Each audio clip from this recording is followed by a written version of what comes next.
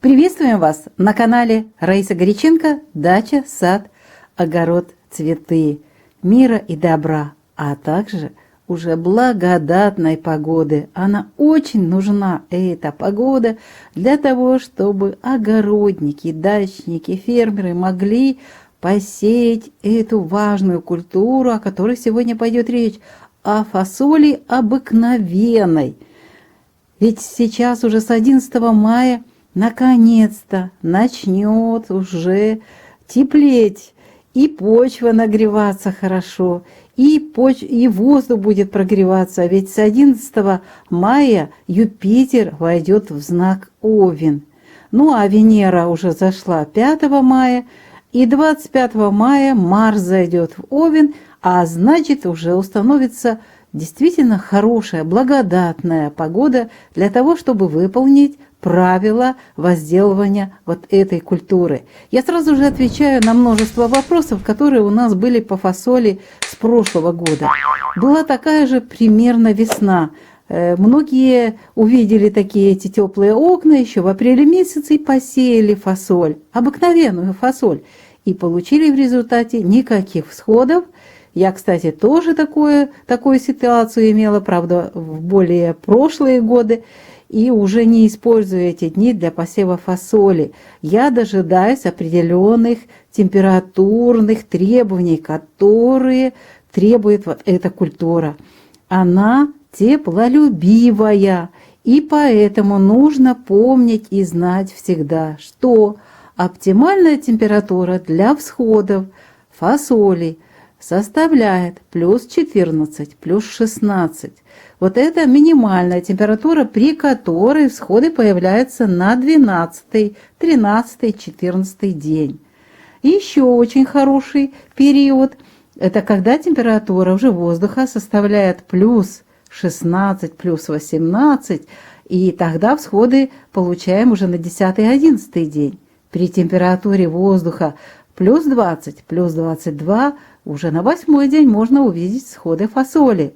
И вот самый супер хороший период, когда температура уже установится в пределах от 23 до 24 градусов, всходы появляются на 6-й день. Ну и оптимальная температура для роста и развития фасоли обыкновенной – это температура плюс 20, плюс 25 градусов. Естественно, почва также должна прогреваться свыше 15 градусов, плюс 15 градусов. И еще один важный момент – это вот такое предупреждение. При температуре плюс 35, плюс 38 и выше, что у нас бывает часто летом, в это время фасоль мучается, страдает, опадают бутончики и цветы, и не завязывает вот эти стручочки, естественно, не появляются высокоценные, очень полезные вот эти зернышки фасоли. Поэтому что-то нужно продумать. И я вспоминаю всегда своих родителей. Они всегда высевали фасоль обыкновенную после того, когда всходит кукуруза. Но это как раз получилась вторая половина мая и где-то в начале июня. Это был север Одесской области Украины. Так вот, всегда рядышком с кукурузой, кормовая кукуруза, у нас не было тогда сахарной, возле стебля кормовой кукурузы всегда высаживалось одно или два зернышка фасоли. И получалось, что в полутени эта культура находилась в полутени кукурузы. И в сильно жаркие периоды она затеняла фасоль. И фасоль очень хорошо давала урожай именно в таких условиях. Ну, кроме того, что вот затенение, температурный режим, нужно помнить, что всегда надо поливать фасоль, когда она уже зацветает, когда формирует стручки, формирует вот эти зернышки, тогда очень нужна влага.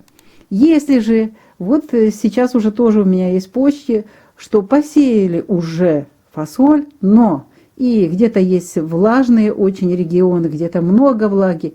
И что происходит в это время с фасолью? Достает, а там уже гнилые зернышки. Что это такое? Да вот это и есть вот эти температурные режимы, избыточное увлажнение, а также низкая температура, температура плюс 10 и ниже, ночные даже заморозки бывают, поэтому растения, вернее сами семена, просто сгнивают. А если уже вот этот период начнется, когда уже фасоль взошла, тогда при избыточном увлажнении появляется ряд заболеваний, таких как антракноз, бактериоз, которые тоже поражают фасоль. Поэтому и триходермин вам поможет. Это важный как раз препарат, который нужно использовать при выращивании вот этого растения. Но я сразу же ответила на ваши вопросы, и вот вы увидели, что и температура уже хорошая для растений, получается, уже у нас в этот период мая будет, и почва прогреется. Ну и я выбрала два периода, самые лучшие, благоприятные дни для выращивания фасоли, то есть для посева фасоли и затем получения хорошего урожая. Итак, давайте приступим, прошу прощения, к агрогороскопу посева семян фасоли в мае 2022 года. Вот после 11 мая, когда вот эти планеты уже войдут в знак Овен и установится тепло, хотя, возможно, при осадках где-то конец мая и в июне будут осадки, возможно понижение температур, но то уже не так страшно. Итак, для посева выбираем такие дни.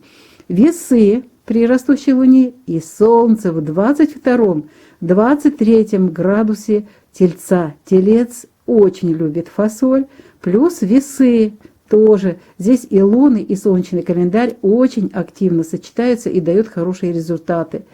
12 мая с 10 часов до конца суток начинается вот этот период благоприятный для посева обыкновенной фасоли. И 13 мая все 24 часа. Тут же сразу же хочу предупредить те, кто пользуется какими-то календарями, там вот в тех календарях 14 мая тоже хорошее время. Хочу предупредить, что 14 мая с 7 часов утра начинается сожженный путь полнолуния. Это очень стрессовая ситуация, и нельзя в это время использовать для посева любых семян. Плюс ко всему 16 мая лунное затмение. И вот этот период как раз очень сложный будет 14 мая для того, чтобы получить хоть какие-либо всходы. Поэтому 14 мая исключаем. Остается у нас 12 мая с 10 часов до конца суток и 13 мая все 24 часа. Очень досконально все объясняю, очень хочу, чтобы у вас получилось все хорошо. Ну и еще один период есть у нас, когда Солнце будет с 28 по 30 градус Тельца и убывающая луна в Козероге, но убывающая луна будет сразу же после сожженного пути полнолуния, когда и вершки, и корешки можно высаживать. И здесь прекрасное тоже сочетание Козерог, луна будет в Козероге, и Солнце в Тельце. Посмотрите, какая мощная корневая система созреет и нарастится. И, естественно, должен быть хороший урожай. Ну, а теперь назову эти дни и время. 18 мая с 16 часов до конца суток, 19 мая все 24 часа и 20 мая с 0 часов и до 14 часов дня.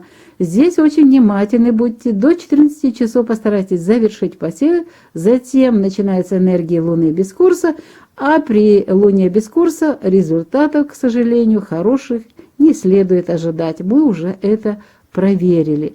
Так что, пожалуйста, используйте вот эти периоды, получайте хороший урожай.